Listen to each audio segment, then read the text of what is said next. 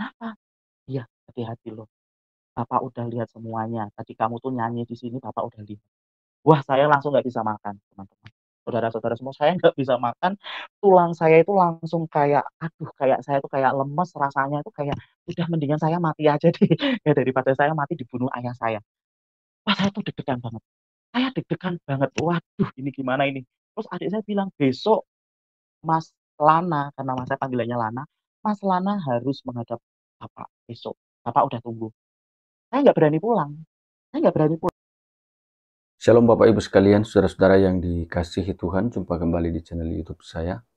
Apa kabar saudara-saudara? Saya terus berharap Bapak Ibu tetap dalam keadaan sehat dan terus diberkati oleh Tuhan. Kesempatan yang baik ini bersama kita mau mendengar kesaksian dari seorang Bapak Muslim ini seperti apa perjalanan hidupnya, apa yang ia alami sebelum ia percaya, dan sebelumnya juga memang saudara-saudaranya sudah satu persatu percaya Yesus sebagai Tuhan dan Juru Selamat. Luar biasa bahwa satu keluarga ini sedang dilawat oleh Tuhan, sedang diselamatkan oleh Tuhan.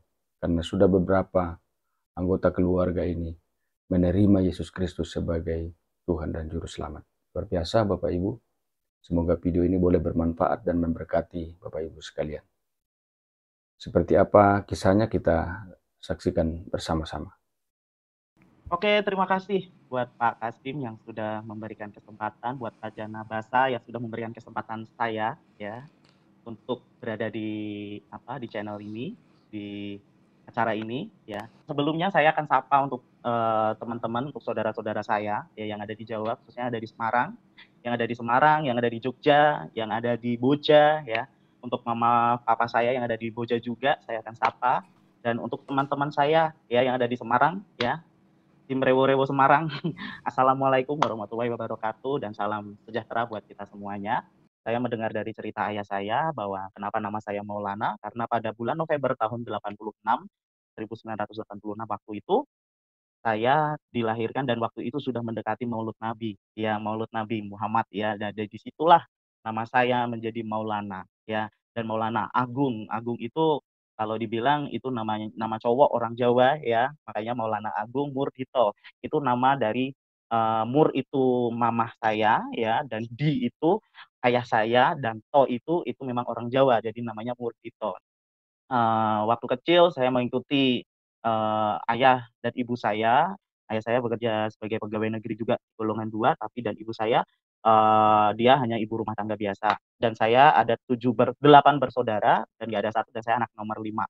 Ya, jadi saya punya kakak nomor 1 perempuan, nomor 2 laki-laki, nomor 3 laki-laki, nomor 4 perempuan, dan nomor 5 saya, nomor 6 adik saya perempuan, dan nomor 7 adik saya perempuan. Sebenarnya ada 8, tapi yang pas adik saya persis yang sebelum perempuan itu sebenarnya ada laki-laki, tapi sudah almarhum, sudah meninggal waktu kecil ya, waktu kecil. Waktu saya masih kecil dulu, saya belum tahu apa-apa ya, karena saya masih kecil itu saya senang banget mendengarkan lagu-lagu Natal. Nah, ini mungkin sudah menjadi apa ya, sudah sering ya kita dengar ada orang-orang yang senang banget mendengarkan lagu-lagu Natal. Apalagi kalau lihat pohon Natal kayak gitu ya.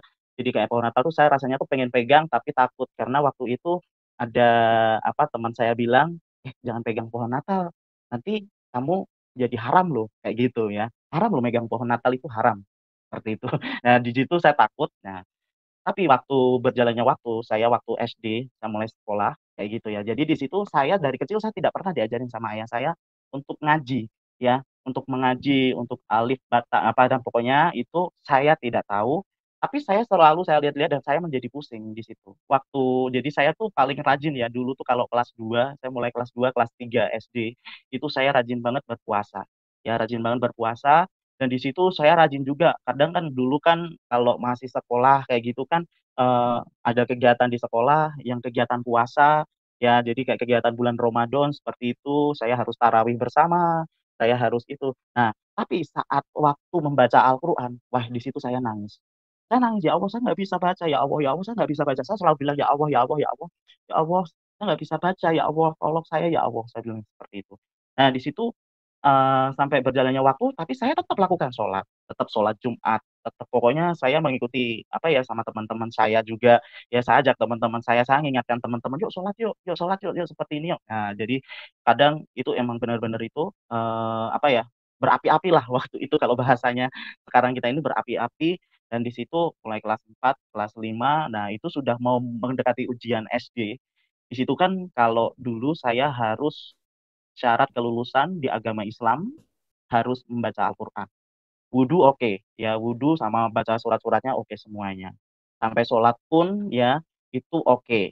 Sampai apa ada kita ngucapin 2 kalimat syahadat pun oke ya waktu itu. Nah, waktu baca Al-Quran di situ saya tidak bisa karena tulisan Arab itu dan saya itu wah sedih, saya sedih sampai saya itu dimarahin sama guru agama Islam saya. Saya dimarahin habis-habisan. Sampai ya dengan bahasa Jawa seperti ini ya. Kowe iki goblok ya. Apa kowe iki mek dadi pengikute kae sing dipantek. Nah, artinya apa? Kamu tuh bodoh ya. Apa kamu mau menjadi pengikutnya yang disalib? Nah, aku dulu nggak tahu dipantek itu apa, tapi ternyata pantek itu artinya disalib. Nah, di situ, wah ternyata saya langsung itu, saya tanya-tanya dipantek itu apa? Dipantek itu apa? Akhirnya saya cerita ini sama teman, ada teman saya yang Kristen, teman saya Kristen, aku tanya dipantek itu apa? Dipantek itu disalib. Itu kan Tuhanku yang disalib. Langsung, hah? Langsung saya bilang, emang kalau jadi orang Kristen harus disalib, harus dipantek? Ya enggak lah, buktinya aku nggak dipantek kayak gitu ya. Jadi teman saya waktu itu kita pembicaraan waktu kecil, jadi seperti itu. Nah di situ saya akhirnya diusir. Saya nggak menyelesaikan karena saya tidak bisa baca Al-Quran. Ya, saya diusir sama guru saya. Nah, akhirnya ya udah, saya cuma nangis waktu itu, saya nangis dan wah itu ayah saya marah kayak gitu. Ayah saya tuh marahnya bukan marah sama itu, tapi marahnya sama saya. Wah, saya dihajar habis-habisan sama ayah saya. Tapi di sini saya semakin itu ya, semakin saya orangnya kalau sudah apa ya, saya nggak mengerti, tapi kalau dipaksa saya semakin nggak mengerti, seperti itu ya. Saya semakin nggak mengerti. Meskipun saya takut, saya berusaha untuk mengerti, tapi saya tetap tidak bisa mengerti. Nah, di situ saya mulai, apa ya, nah di situ saya udah mulai kelas 6 itu, kelas 6 SD sudah menginjak SMP, itu, akhirnya saya ikut kakak saya, karena saya melihat di keluarga saya, kakak yang nomor satu ini Muslim, kakak nomor 2 Muslim, kakak nomor 3 saya Katolik, kakak nomor 4 ini Kristen. Nah, nomor 5 saya. Nah, waktu itu saya ikut kakak yang nomor 4 itu. Saya ikut kakak yang nomor 4 itu dan saya melihat kehidupannya ya waktu itu kehidupannya sebagai orang Kristen, orang yang mengenal Isa Al-Masih. Kenapa orangnya damai banget ya? Kenapa aku berada di keluarga ini tuh kayaknya damai banget ya? Terus mereka itu kadang berdoanya itu nggak kayak berdoa pakai bahasa Arab kayak gitu ya. Berdoanya bahasa Indonesia kayak gitu ya, kontekstual kayak gitu ya kalau bahasa saya, bahasa sekarang yang saya tahu tuh kontekstual kayak gitu ya. Jadi bahasanya itu kayak nggak bahasa Alkitabiah nggak juga kayak gitu ya. Kayak bahasa Kristen-Kristen nggak ya. Pasti yang saya dengar di dalam nama Tuhan Yesus. Nah, di situ saya kaget kok di dalam nama Tuhan Yesus. Tuhan Yesus itu siapa? Nah, waktu itu baru dijelasin sama kakak. Karena waktu itu saya sempat ikut kakak saya ya. Jadi dari kelas 6 saya lulus saya waktu itu dihitungan lulus karena hanya nilai agama saya yang rendah, tapi tetap saya dihitungkan lulus. Dan waktu itu saya sempat berada sama kakak saya, ikut kakak saya dan di situ nah disitulah saya titik temu, saya menemukan, kasih Isa, kasih Kristus itu ada di keluarga kakak saya. Ya kakak saya yang nomor 4 dan saya mendengarkan cerita kesaksiannya dari kakak saya. Jadi sebelum kakak saya itu menjadi seorang Kristen, menjadi murtadin ya, bahasa kerennya murtadin. Jadi dulu itu ternyata kakak saya itu juga punya pengalaman, dia cerita, "Wah, kalau kamu jadi Kristen, kamu hati-hati, jangan sampai ketahuan ayah," kayak gitu. Karena pengalaman saya dulu waktu saya mau jadi Kristen, kakak itu, ayah ayah tahu saya ke gereja, ayah tahu saya itu ikut doa-doa ke gereja. Nah, di situ saya diusir sama ayah saya. Saya dibilang, "Kalau kamu mau makan, minta sama Yesusmu, jangan minta sama ayahmu. Ini bukan ayahmu lagi." Dia bilang seperti itu. Wah, sampai akhirnya saya semakin tegang dong ya, saya semakin tegang karena waktu itu saya masih kecil dan saya waktu itu ini antara saya mau tetap pengen masuk ke Kristen atau enggak ya. Kalau akhirnya, kakak saya kasih peneguhan, "Ya udah kalau kamu itu kamu berdoa sama Isa Al-Masih dulu," kayak gitu ya. Jadi waktu saya berdoa ini ceritanya waktu saya berdoa ya teman-teman semuanya yang ada di channel ini ya, waktu saya berdoa, saya saya berdoanya gini, "Ya Tuhan, Tuhannya orang Kristen boleh nggak saya menjadi pengikut-Mu?" Dan waktu itu saya cuma berdoa polos seperti itu, dan ketika saya berdoa polos seperti itu, tiba-tiba kan waktu itu saya, tidur kan karena itu udah menjelang malam, dan di situ saya tiba-tiba mimpi. mimpi itu saya melihat muka bercahaya, rambutnya itu panjang, terus tuh pakai jubah, terus pakai tongkat. Di situ tuh saya melihat cahayanya itu damai sejahtera banget kayak gitu. Dari situ tuh ngatung kayak tongkat gini, tongke kayak gini, diacungkan kayak gini tongkatnya. Dia bilang, "Ikutlah aku." Terus saya pegang itu tuh, terus saya tuh kayak terbang kayak gitu, dan saya langsung terbangun. Terus paginya saya cerita sama kakak saya bilang, "Mbak Mbak Mbak, apa? Oh tadi malam saya mimpi ya? Mimpi apa?" "Ya, tadi malam tuh saya mimpi ketemu itu loh, rambutnya panjang, terus muka itu bercahaya, terus pakai jubah, terus dia tuh pakai tongkat, tongkatnya itu ditongke, dikasih ke saya, terus saya pegangan tongkat itu, terus saya dibawa naik." Kayak gitu. Nah di situ kakak saya langsung merinding, kakak saya nangis. "Wah, berarti bener kamu ketemu Mbak Isa, Isa Al-Masih, kamu bertemu sama Tuhan." Ya wis, kayak gitu. Akhirnya terus saya tanya, "Loh Mbak, kalau jadi orang Kristen itu syaratnya piye toh? Syaratnya bagaimana toh kalau jadi orang Kristen?" Nah, akhirnya kakak saya, "Udah, kalau kamu sudah baik itu kan kamu sudah berdoa, kamu udah berdoa sama Isa Al-Masih. Ya udah, pasti nanti ada jalan keluar. Isa Al-Masih kasih jalan keluar." Nah, waktu itu pas hari pertama saya datang ke gereja, ya teman-teman semua, hari pertama saya datang ke gereja, di situ saya diajak kakak saya duduk paling belakang. Saya ingat banget saya duduk paling belakang. Saya duduk paling belakang, nah di situ waktu itu kakak saya duduk di dekat saya, dan waktu itu kan tiba-tiba itu ada pendeta itu di mimbar dia bilang, "Saya mau mendoakan siapa yang mau menerima Yesus sebagai Tuhan dan juru selamat." Gitu. Terus saya tuh disuruh angkat tangan sama kakak saya, tapi saya tuh malu-malu. Kayak gitu, akhirnya saya angkat tangan, tapi karena waktu itu kan banyak orang, jadi kan kayak apa ya, ramai banget kayak gitu, akhirnya kakak saya bilang, "Udah di sini aja, yang penting Tuhan nanti hadir di sini." Bener, waktu itu kan saya angkat tangan kayak gitu, tiba-tiba itu tuh kayak gemeter kayak gitu ya. Tangan tangan saya tuh gemetar, terus tuh badan dari ujung apa ya, ujung kepala saya sampai ujung kaki itu tuh kayak ada daya tegangan tuh tinggi banget tuh kayak kayak nyetrum kayak gitu loh. Tapi tuh saya tuh orang kalau kesetrum itu kan pasti sakit, tapi enggak, itu tuh kesetrumnya tuh kayak langsung hatiku tuh kayak damai, kayak aku tuh kayak ada sesuatu yang baru yang ditaruh di dalam hati saya. Dan di situ saya akhirnya nangis, di situ saya nangis, saya ingat lagunya, "Ku telah mati dan tinggalkan cara hidupku yang lama." Nah di situ itu lagunya lagu itu, wah di situ saya merasakan emang benar-benar itu tuh Isa Al-Masih tuh lawat saya, Tuhan Yesus tuh lawat saya di situ. Dan di situ akhirnya saya pulang nih ke gereja, saya cuma diem aja, kayak itu saya ngerasain sesuatu yang beda. Ya saya ngerasain kayak tenang, kayak damai, pikirannya nggak kemerungsung atau pikirannya nggak kacau. Dulu tuh saya masih kecil, tapi pikirannya kacau ya karena saya itu juga, apa ya, maksudnya waktu itu pikiran yang menjadi pikiran kacau itu karena saya itu kok nilai agama Islam saya itu kok rendah kayak gitu ya. Nah di situ tuh saya orangnya berpikir banget seperti itu. Nah di situ ketika saya sudah pulang dan waktu itu berjalannya waktu, saya pulang ke Semarang tuh, pulang ke Semarang dan waktu itu saya menyatakan bahwa diriku ini udah udah Kristen kayak gitu ya, udah Kristen, tapi belum dibaptis, gitu. Nah, waktu itu akhirnya, saya daftar sekolah, saya nggak jadi daftar sekolah di kakak saya, SMP di kakak saya, akhirnya saya daftar SMP di Semarang ya, di Semarang, di SMP ya, pokoknya di SMP di Semarang, dan di situ akhirnya saya diterima di SMP situ. Nah, saya setiap Sabtu itu saya pulang karena antara Semarang mau ke Boja itu ya waktu dulu tuh lumayan deket ya, lumayan deket. Jadi kalau naik bis aja saya ingat dulu cuman 500 perak, kayak gitu ya. Jadi, saya kalau hari Sabtu gitu, saya datang ke rumah kakak saya, terus saya diajak, minggunya itu diajak sekolah minggu.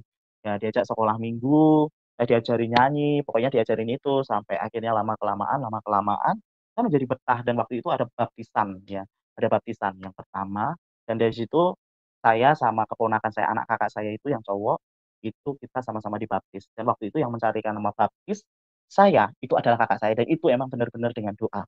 Ya, ketika kakak saya berdoa, jadi dia itu nggak bisa tidur karena besok dibaptis, tapi belum kan kalau dari gereja-gereja itu kan pasti harus ada nama baptis, kayak gitu.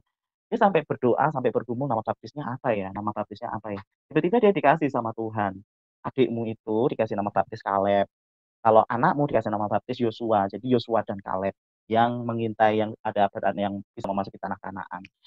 Nah, di situ kakak saya dapat, akhirnya saya dibaptis Kaleb, ya, dibaptis Kaleb dan adik saya dibaptis Joshua dan besoknya tuh saya waktu mau baptis tuh saya udah deg-degan banget, udah rasanya itu udah keringat dingin, karena udah keringat dingin, udah perutnya mules ya pokoknya macam-macam deh itu. Dari situ itu ayah saya nggak tahu ya, ayah saya sama sekali nggak tahu.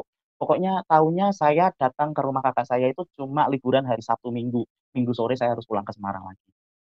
Nah, di situ ternyata lama-kelamaan saya dibaptis ya, saya dibaptis di situ. Saya sempat jadi waktu itu saya diikutkan katekisasi waktu itu ya, jadi belajar tentang baptisan, belajar tentang sesudah baptis itu apa yang dialami, kayak gini gini gini. Nah, saya mengikuti dan waktu itu sudah dibaptis, ketika saya sudah dibaptis dan saya cuma bilang, "Kok nggak ada rasanya apa-apa ya?" Kayak gitu ya. Rasanya tuh biasa aja. Tapi yang saya rasakan itu waktu pertama kali ya, waktu pertama kali saya itu menerima Yesus sebagai Tuhan dan Juru Selamat itu saya ngerasain sesuatu sampai nyetrum. Tapi waktu dibaptis itu kayaknya nggak ngerasain apa-apa, ya kayak biasa aja. Tapi di situ, tiba-tiba itu ada yang ngomong ya, saya nggak tahu siapa yang ngomong tiba-tiba, ngomongnya tuh seperti ini, "Berarti kamu siap menghadapi tantangan ya?" Kayak gitu. Akhirnya saya bilang seperti ini, "Loh maksudnya apa ya siap menghadapi tantangan?" Saya tanya sama kakak saya, "Kok ada yang ngomong ya? Kok katanya siap menghadapi tantangan itu maksudnya apa ya, Mbak?" Akhirnya kakak saya bilang, "Iya kalau sesudah baptis itu pasti tantangannya itu ya agak besar," kayak gitu ya, "agak besar ya sesuai dengan porsimu lah, porsi porsi kehidupanmu bagaimana." Nah bener ya, ternyata tantangan yang saya hadapi teman-teman, ya yang ada di channel ini, tantangan yang saya hadapi yaitu di sekolah saya.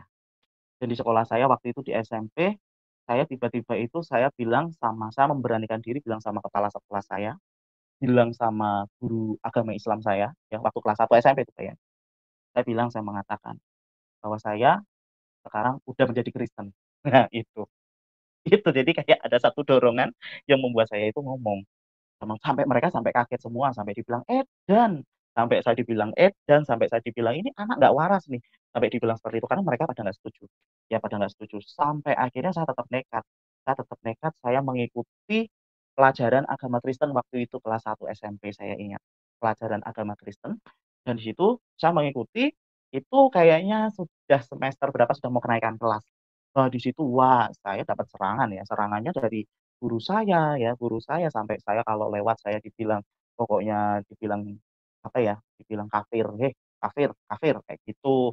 Dibilang kayak gitu, ah, pokoknya banyaklah. Tapi di situ tuh saya tuh biasa kalau saya dikata-katain kayak gitu, saya itu tuh biasa ambil batu, saya lempar batu kayak gitu. Tapi ini enggak, kok saya dikata-katain kayak gitu, saya cuman bilang, "Udahlah nggak apa-apa.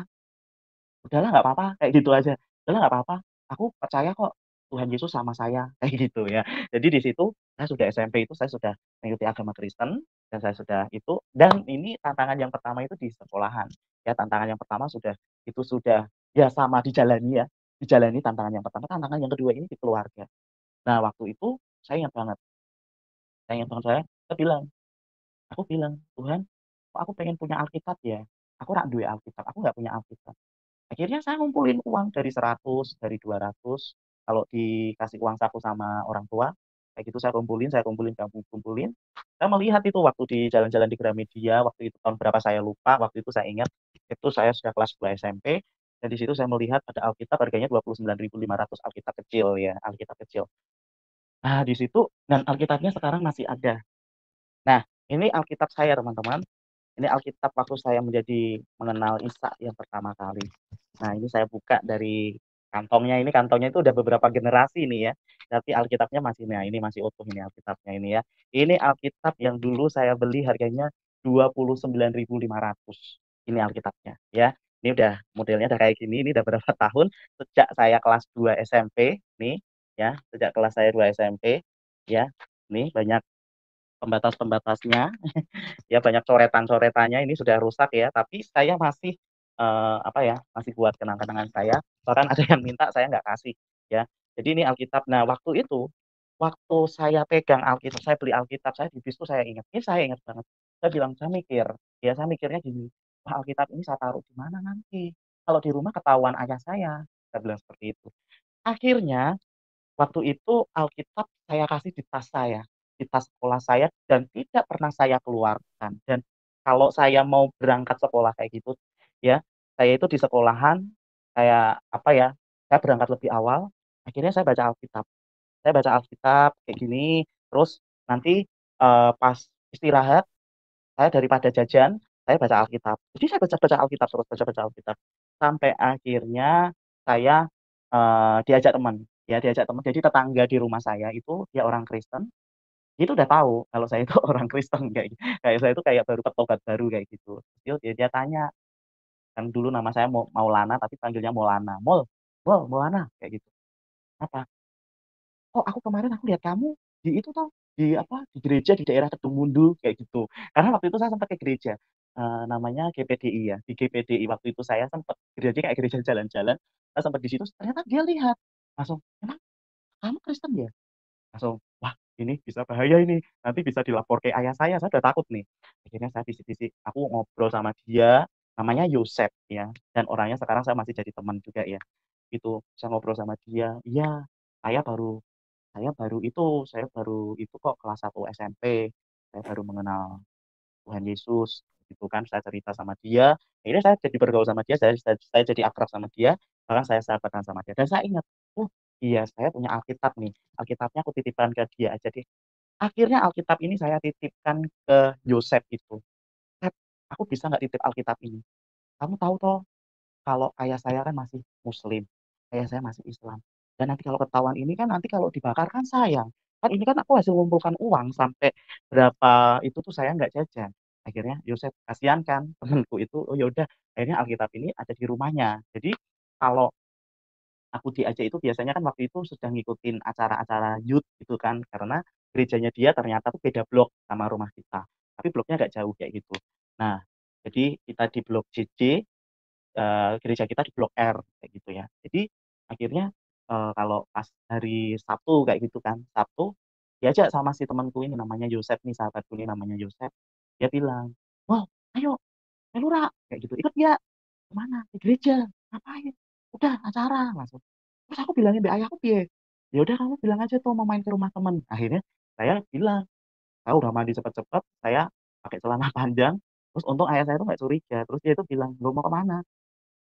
"Apek nendi?" Kayak gitu ya, "Mau ke mana?" "Mau ke rumah temen." "Ya wis sono, hati-hati ya." Malah dikasih duit kayak gitu kan, malah dikasih duit sama ayah saya. Nah di situ akhirnya, itu yang pertama kali saya datang ke gereja bersama sahabat saya itu, saya diajari, wah ternyata saya merasakan nyaman juga di situ, karena ada sama orang-orang yang seiman kan, maksudnya orang-orang Kristen di situ. Nah di situ, akhirnya saya banyak teman di situ, banyak teman saya rajin sampai saya itu setiap doa malam saya ikut. Jadi hari Selasa, hari Rabu, aku ingat banget hari Selasa, hari Rabu, hari Sabtu, hari Minggu, ya. Jadi saya tuh rajin banget di situ. Kadang sahabat saya nggak berangkat, saya berangkat sendiri, saya jalan kaki, kayak gitu kan. Wah di situ saya mulai, apa ya, mulai bertumbuh, tapi saya menjadi orang Kristen yang tersembunyi. Jadi, ketika saya pulang dari gereja, saya kayak yang setahu ayah saya pulang dari rumah teman saya, kayak gitu. Nah, suatu saat, ya, itu seiring berjalannya waktu, ya, seiring berjalannya waktu dan di situ, akhirnya mama saya tahu, kayak gitu ya, mama saya tahu dan mama saya tahu bilang seperti ini, saya dipanggil kan sama mama saya, "Aku tahu kamu pergi ke mana?" Kayak gitu kan. Mama saya cuma bilang karena orang, mama saya kan orang Solo ya, orang Solo jadi itu lembut kalau ngomong ya, ya tapi pakai bahasa Jawa kayak gitu ya. "Saya tahu kamu pergi ke mana, tapi ya ingat aja pokoknya jangan sampai ketahuan ayahmu," kayak gitu ya. "Karena kalau ketahuan ayahmu ya udah itu kiamat buat kamu," kayak gitu. Wah saya udah deg-degan kan, waduh ini gimana? Terus akhirnya saya tetap dong, saya tetap jalani, saya tetap, apa, melakukan itu, sampai kadang saya bilang, "Mau ke mana?" Ayah saya, lupa kan aku kan sekarang setiap itu aku main ke rumah temenku." "Oh ya wis, sana hati-hati." Kayak gitu, ayah saya bilang kayak gitu. Dan suatu saat kayak gitu, jadi ceritanya itu waktu itu hari Natal. Tiba-tiba waktu itu kan saya dari SMP kelas 2 itu sampai SMA kelas 2 itu, saya itu seiring berjalannya waktu, saya itu kayak saya nggak menyadari kalau saya itu semakin bertumbuh. Saya bisa gitar, saya bisa mimpin pujian, saya bisa singer, saya bisa main keyboard, ya, saya bisa ngajar di sekolah minggu, saya bisa menyampaikan sharing ya, tapi bukan kayak firman nggak, tapi sharing kayak gitu ya, satu ayat yang saya bisa. Jadi saya nggak sadar kayak gitu kan. Terus tiba-tiba waktu kelas 2 SMA itu tiba-tiba pas ada rapat Natal ya, ada rapat Natal, langsung dibilang, kan waktu itu kan, eee, kalau di gereja nama saya itu dipanggil kadang Kaleb, kadang Maulana, ya, kayak gitu. Akhirnya, bapak pendeta saya itu dia bilang seperti ini, "Ya udah Lana aja yang WL, yang worship leader di Natal." Wah, langsung saya kaget kan, "Tapi gimana?" Langsung teman-teman saya, nggak boleh ditolak, nggak boleh ditolak ya. Ini tuh berkat buat kamu, berkat buat kamu.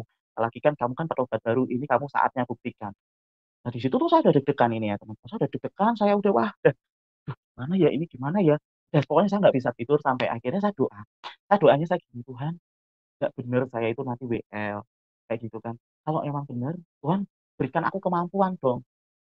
Tahu yang terjadi, saya itu tiba-tiba saya dimampukan.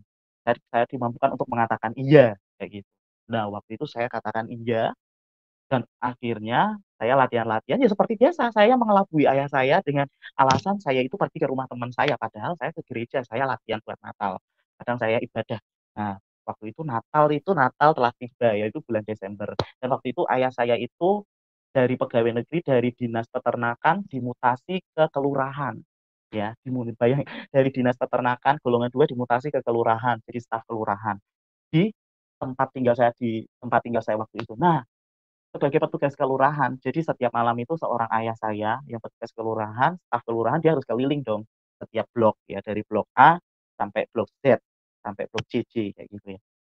Di situ keliling-keliling dan waktu itu saya nggak tahu kalau ayah saya keliling dan di situ saya bilang, wah saya angkat tangan, pokoknya di situ tuh ada sukacita Tuhan yang luar biasa, hadirat Tuhan itu luar biasa. Wah, saya lompat-lompat, wah waktu itu saya ingat banget lagunya, saya ingat hanya lagu Sebab Tuhan Maha Besar. Nah, itu tuh saya lompat-lompat kayak gitu.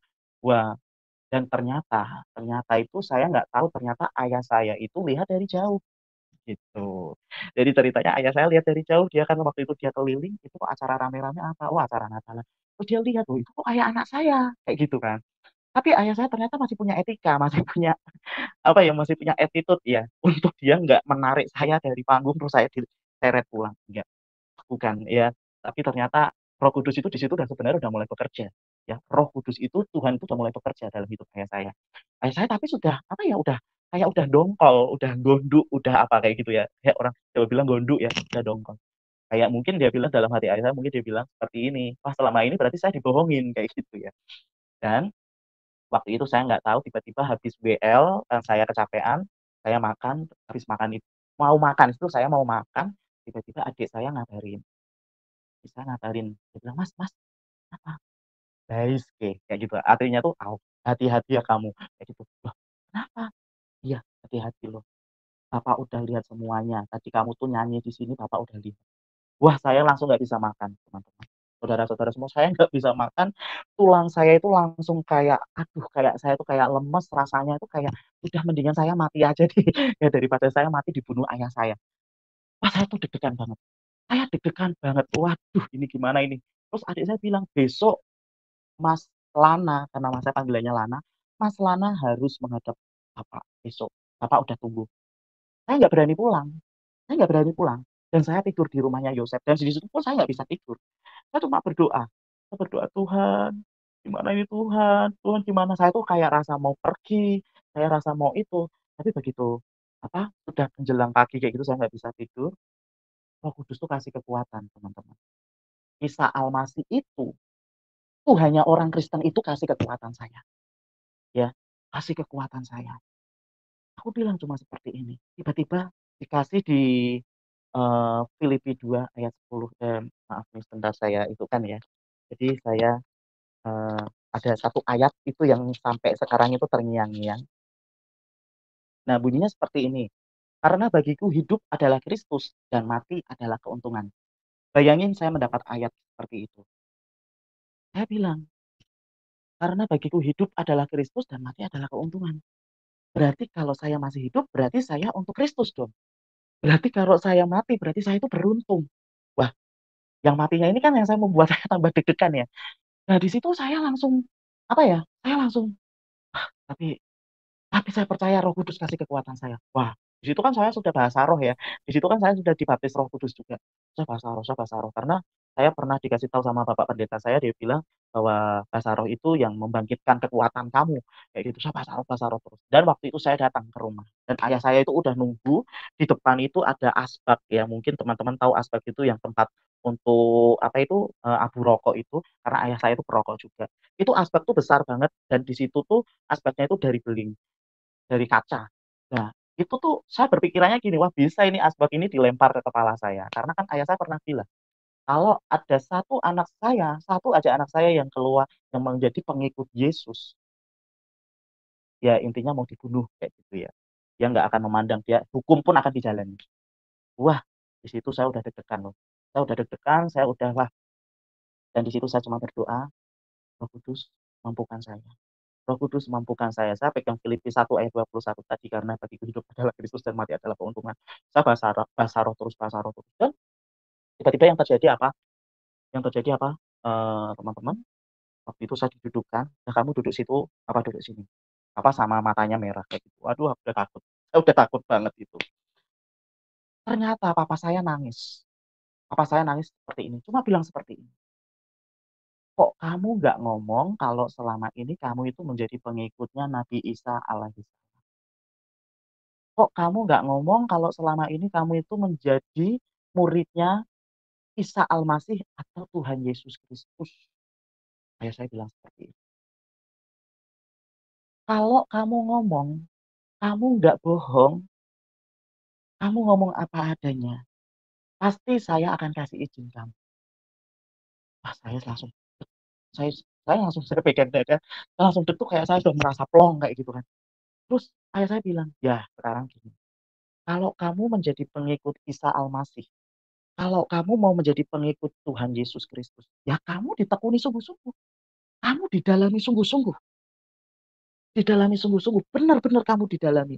Itu pesan ayah saya dan ayah saya nangis. Dan waktu itu ayah saya peluk saya.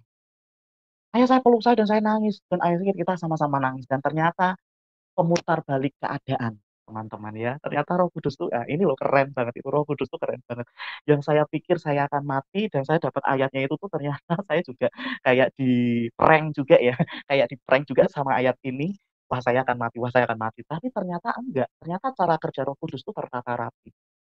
Dan memang benar, dan di situ ayah saya akhirnya, eee, mengizinkan saya dan saat itu saya itu kayak yang saya katakan tadi, sama Pak Kastim, bahwa saya itu kayak berenang di lautan lepas, di lautan luas sekali ya. Ya di situ, wah sampai goyang, ya sampai itu, dan di situ tuh saya merasa lega, saya merasa plong di situ. Dan saya akhirnya bisa melayani Tuhan itu tuh kayak setiap minggu, setiap itu saya rajin. Dan di situ ayah saya melihat. Dan waktu itu, eee, saya sempat sakit nih teman-teman, sempat sakit sempat sakit dan waktu itu saya didoakan sama teman-teman gereja datang ke rumah. Teman-teman gereja datang ke rumah dan saya didoakan sama teman-teman gereja, dan di situ tuh saya udah mulai takut lagi, kayak takutnya gini, kan ayah saya bilang, "Ya kalau kamu memang jadi Kristen ya nggak apa-apa, tapi jangan terlalu mencolok," kayak gitu ya. "Jangan terlalu kelihatan banget, maksudnya kalau kamu memang Kristen ya Kristen, yang bener-bener kamu menyatakan kamu Kristen, kamu murid Kristus itu ketika kamu itu memang benar-benar kamu tuh diam, tapi itu kamu melayani Tuhan Yesus Kristus." Ayah saya bilang seperti itu.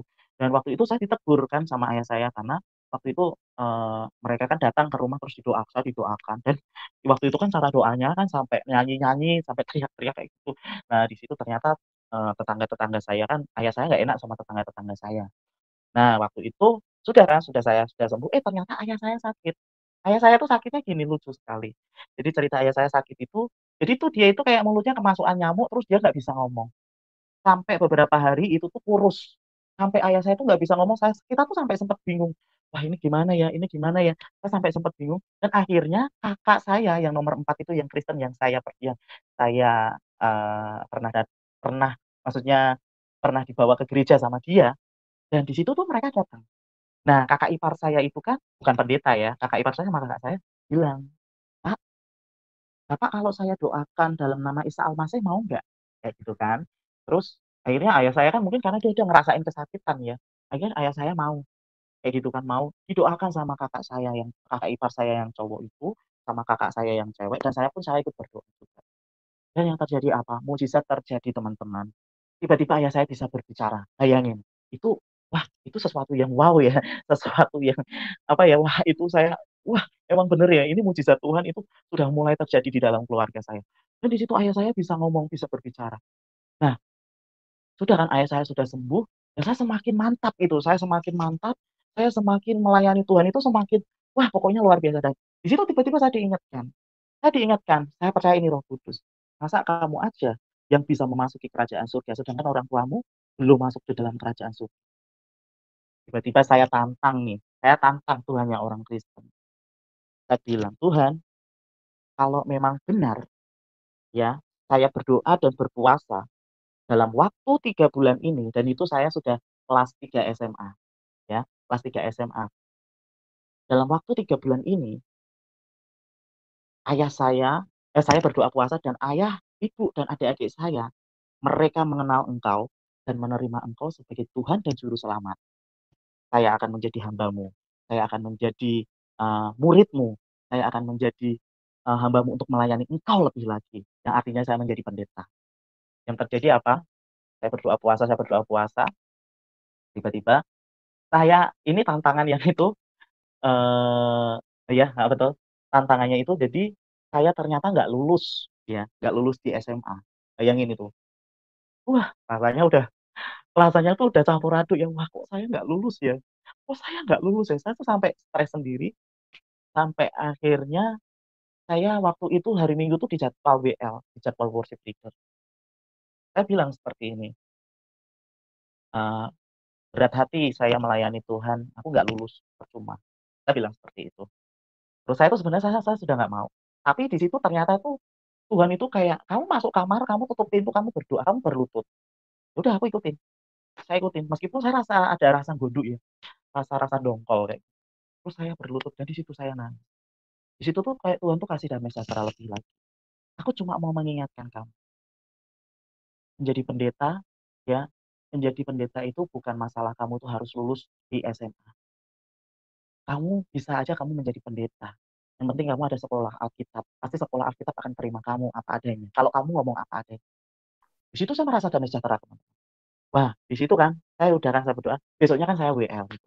Saya WL, saya sudah pulih, saya sudah itu, wah saya WL, saya semangat, waktu itu saya ingat perjamuan kudus, saya ingat sekali dan saya tidak ada, eee, skenario ya, dan saya tidak ada punya pemikiran bahwa karena waktu dengan saya tidak lulus itu saya menjadi lupa dalam waktu 3 bulan itu doa puasa, saya sampai sempat bilang, "Terserah orang tua saya mau kenal Yesus atau enggak," kayak gitu. Tapi yang terjadi apa? Waktu saya WA worship leader, tiba-tiba saya melihat ada rombongan datang ke gereja, itu siapa? Ternyata ayah saya dan ibu saya, mama saya dan ayah saya dan kedua adik saya, mereka datang dan mereka di situ sama-sama mereka menerima Yesus sebagai Tuhan dan Juru Selamat.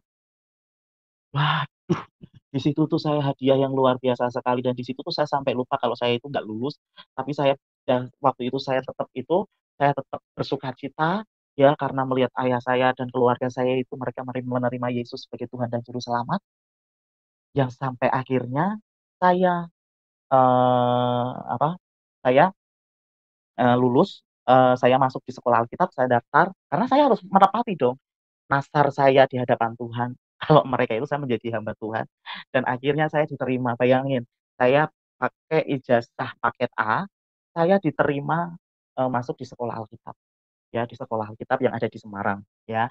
Dan saya menjalani di sekolah Alkitab itu, saya tinggal di asrama, ya saya tinggal di asrama, saya praktek di Tasikmalaya, saya sampai praktek di Semarang juga, sampai yang terakhir kemarin, saya praktek di Kalimantan, ya selama 5 sampai 6 tahun saya pengembalaan di sana.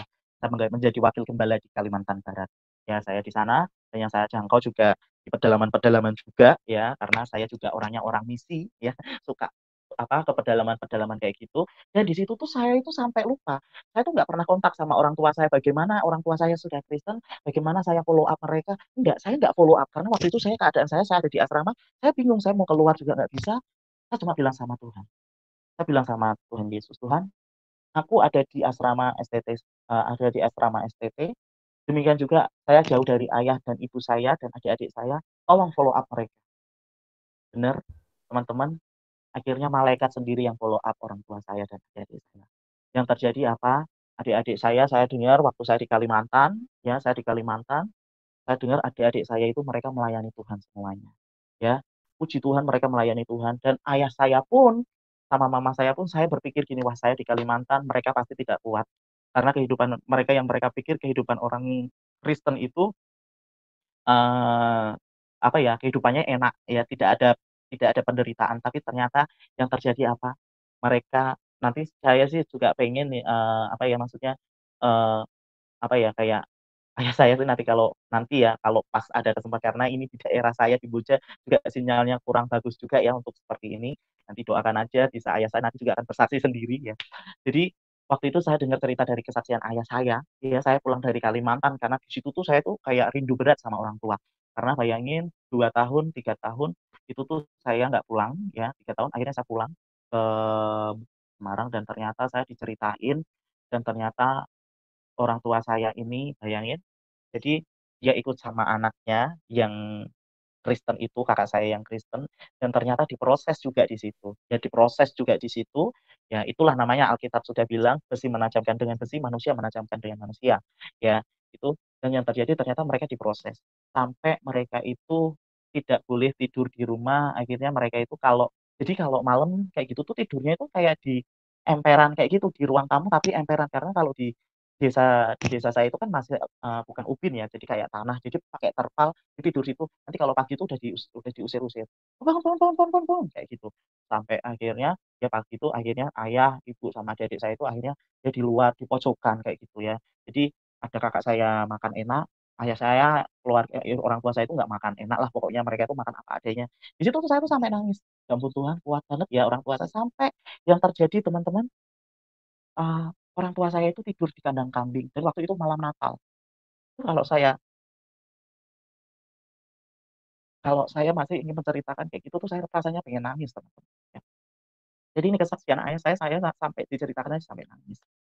Jadi mereka malam Natal itu, mereka tuh ternyata merindukan saya dan di situ tuh waktu itu malam Natal dan saya di Kalimantan itu saya tuh merasa, "Oh saya pengen ketemu orang tua saya ya. Saya pengen ketemu orang tua saya kenapa ini?" Dan ternyata yang terjadi teman-teman, di situ saya berdoa, saya mengingat malam Natal, waktu itu saya berdoa, saya bilang sama Tuhan, "Tuhan tolong saya nggak bisa telepon orang tua saya karena di Kalimantan tidak ada sinyal, ya di Kalimantan tidak ada sinyal. Saya tidak bisa telepon mereka, mereka pun nggak punya telepon, mereka pun nggak punya handphone. Tolong lawat mereka Tuhan malam Natal ini." Yang terjadi apa teman-teman? Ternyata ayah saya itu tuh nangis, dia doa, jadi mama saya udah tidur, mama saya udah istirahat, jadi tidurnya itu di kandang kambing ya. Jadi kalau ada kandang kambing, di sebelahnya itu kandang kambing, ada kambing, di sini tuh kayak buat jaga. Kalau mereka bilang tuh kayak, cakro kayak gitu ya, apa itu, kayak posnya kayak gitulah di situ. Jadi, mama saya sama adik saya itu tidur di situ. Jadi adik saya yang pertama itu dia udah kerja, jadi adik saya yang kedua ini kan yang terakhir ini kan yang masih sekolah, dia tidur di situ dan ayah saya itu nangis, dia itu berdoa sama Tuhan, dia bilang, "Tuhan Yesus, saya tetap mau sabar," kayak gitu. "Dalam keadaan apapun saya tetap mau jaga iman saya kepada Engkau." Ayah saya bilang seperti itu dan yang terjadi apa? Ayah saya tuh ditampakin ada satu titik cahaya, saya merinding. Satu titik cahaya itu tuh semakin dekat semakin dekat semakin dekat, terus dia itu melihat kayak titik cahaya itu tuh kayak menjadi jubah ungu, terus tuh penuh dengan cahaya kemuliaan.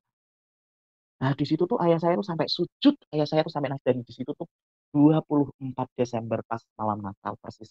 Di situ ternyata Tuhan Yesus, Isa Almasih, dia datangi ayah saya. Dan yang terjadi apa?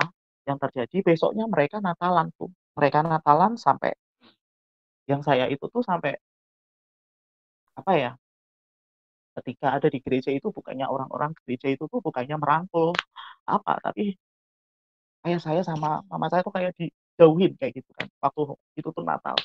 Dan di situ saya merasakan banget cerita dari ayah saya pun saya merasakan banget. Dan di situ ternyata tuh memang benar-benar Tuhan luar biasa pelihara. Yang terjadi ayah saya dikasih rumah kecil kayak rumah gubuk kayak gitu ya, rumah gubuk kayak gitu.